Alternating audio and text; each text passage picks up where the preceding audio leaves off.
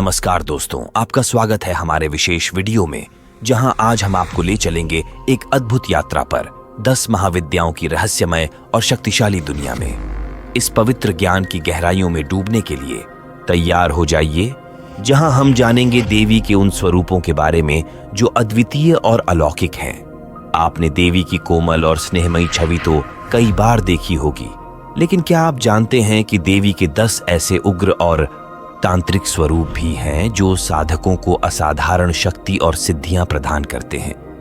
आज हम आपको बताएंगे कैसे ये महाविद्याएं जीवन को परिवर्तित कर सकती हैं, कैसे वे साधक को मोक्ष की प्राप्ति दिलाती हैं और कैसे वे देवत्व का वरदान देती हैं। इस कथा के अंत तक शायद आपकी सोच बदल जाएगी, क्योंकि जो हम आपको बताने जा रहे हैं वह सिर्फ ज्ञान नहीं बल्कि दिव्यता की पराकाष्ठा है। चलिए चलते हैं भारतवर्ष की पुण्य धरती में, जहां से हम इस कथा का आरंभ करते हैं।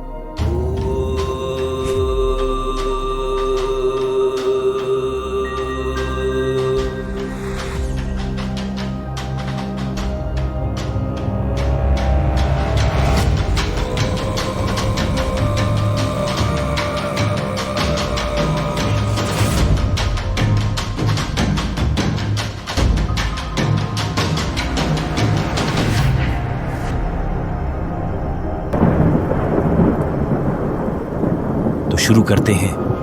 पहली महाविद्या काली। काली जो विनाश और पुनर्निर्माण की देवी है।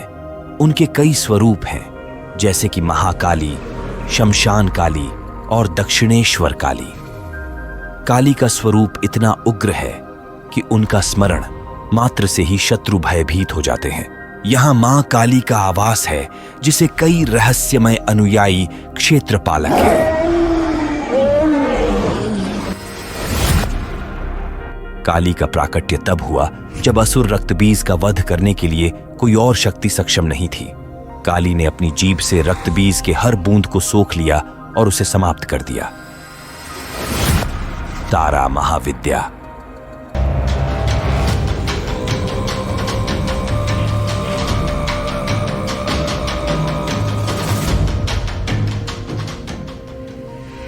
अगली देवी है तारा, जो तारना अर्थात भवसागर से पार ले जाने वाली है।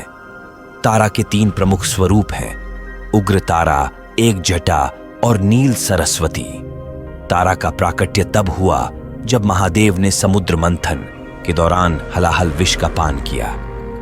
विष के प्रभाव को कम करने के लिए तारा ने महादेव को अपने स्तनपान से शीतल किया। उग्र तारा जीवन मरण की आपत्ति में रक्षा करती है, जबकि नील सरस्वती साधक को महाज्ञान की प्राप्ति कराती हैं। तीसरी महाविद्या है महात्रिपुर सुंदरी, जिन्हें श्री विद्या के नाम से भी जाना जाता है। ये देवी सौंदर्य, संपदा और सुख की प्रदाता है।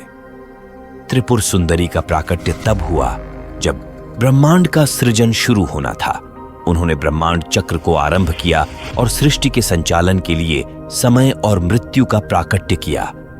श्री यंत्र की साधना के माध्यम से साधक को अपार सुख समृद्धि प्राप्त होती है। भुवनेश्वरी। अब बात करते हैं चौथी महाविद्या भुवनेश्वरी की, जो समस्त भुवनों की ईश्वरी है। भुवनेश्वरी का प्राकट्य तब हुआ जब ब्रह्मांड का विस्तार होना था और उसे चलाने के लिए एक शक्ति की आवश्यकता थी। उनकी साधना से परिवार में शांति और समृद्धि आती है। पांचवी महाविद्या है छिन्नमस्ता, जिन्होंने अपना मस्तक स्वयं काटकर अपने हाथों में धारण किया हुआ है। छिन्नमस्ता का प्राकट्य तब हुआ जब उनके साथी योगिनियों ने भूख से तड़पते हुए उनसे भोजन की मांग की। छिन्नमस्ता ने अपने रक्त से उनकी भूख मिटाई। उनकी साधना से साधक को त्रिगुणातीत स्थिति प्राप्त होती है। त्रिपुर भैरवी। छठी महाविद्या है त्रिपुर भैरवी, जो 3 लोकों की भैरवी है।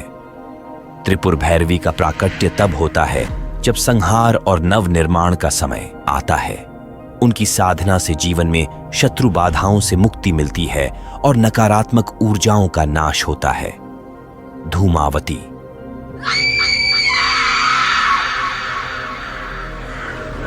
धूमावती, जो विधवा और दरिद्रता की देवी हैं। उनका प्राकट्य तब हुआ जब उन्होंने महादेव को निगल लिया था और विधवा बन गई। उनकी साधना केवल शमशान में ही संभव है और उनका पूजन घर में नहीं किया जा सकता। बगलामुखी। 8वीं महाविद्या है बगलामुखी, जो शत्रु विनाश की देवी है। बगलामुखी का प्राकट्य तब हुआ जब देवताओं ने प्रार्थना की कि उन्हें शत्रुओं से रक्षा मिले। उनकी साधना से जीवन में शत्रु बाधाओं का नाश होता है और नकारात्मक प्रभावों से मुक्ति मिलती है। मातंगी 9वीं महाविद्या है, जो कला और संगीत की देवी है। मातंगी का तांत्रिक स्वरूप महासरस्वती से जुड़ा हुआ है। उनकी साधना से साधक को प्रखर बुद्धि और कलात्मक प्रतिभा प्राप्त होती है। कमलात्मिका। आखिरी महाविद्या है कमलात्मिका, जो देवी लक्ष्मी का तांत्रिक स्वरूप है।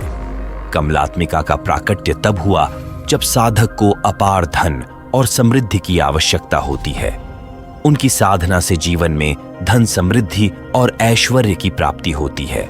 दोस्तों, यह थी 10 महाविद्याओं की अद्भुत यात्रा। हर महाविद्या का अपना एक विशिष्ट स्वरूप, साधना और महत्व है। यह देवियां न केवल साधक को अलौकिक शक्तियों से संपन्न करती हैं, बल्कि उन्हें मोक्ष और देवत्व की प्राप्ति भी कराती हैं। हमारी इस श्रृंखला का उद्देश्य है कि हम आपको देवी के इन उग्र और तांत्रिक स्वरूपों से अवगत कराएं, ताकि आप अपने जीवन में इनकी शक्तियों को अनुभव कर सकें, प्राप्त कर सकते हैं। अगर आपको यह वीडियो पसंद आया हो तो कृपया इसे लाइक, शेयर और सब्सक्राइब करें। हमारे अन्य वीडियो भी जरूर देखें और अपने दोस्तों के साथ भी शेयर करें। वीडियो देखने के लिए धन्यवाद।